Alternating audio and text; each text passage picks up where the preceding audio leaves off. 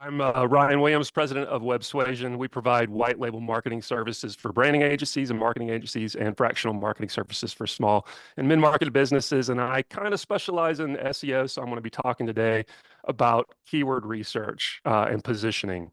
And here's a hill that I will die on. And that's, as marketers and business owners, we think of keywords far too late in the marketing process. We frequently shoehorn that into marketing strategy when working with website content, which is too late.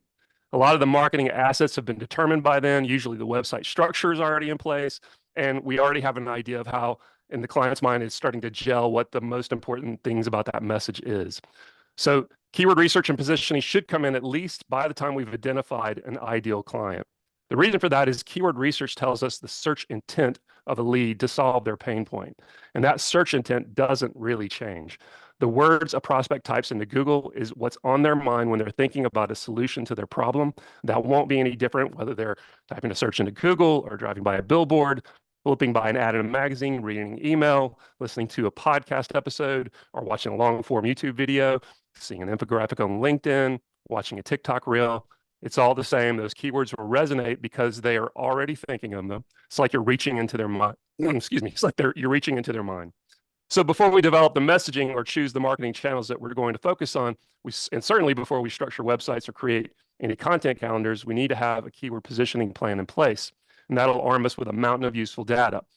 Even though the concepts originate with search engine optimization, the reason it works is we have so much historical and reliable search traffic data and pay-per-click data.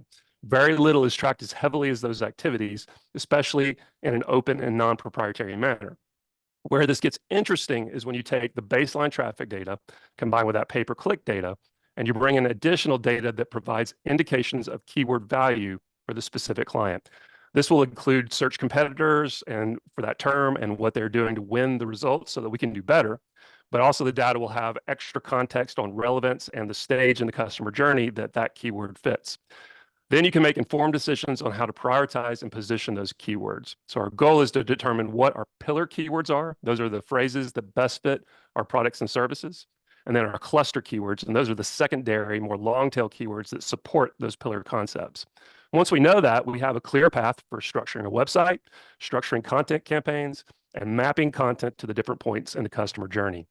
And when that's used right, the keyword positioning plan is a living document that gets updated with new ideas as well. So from customer feedback, social media responses, or comments on ads. But we apply that same data evaluation to those new ideas to figure out where they fit best in the positioning hierarchy and ultimately the content plan. Being centered around SEO, of course, the keyword positioning plan tells us a lot about each web page on the site and how it should be structured.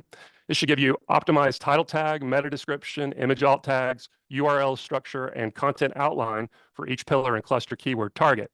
But here's where it's cool. You can take that content and messaging that comes out of that, and that becomes a script for long form YouTube videos, or could be broken into a series of short form TikTok reels and YouTube shorts.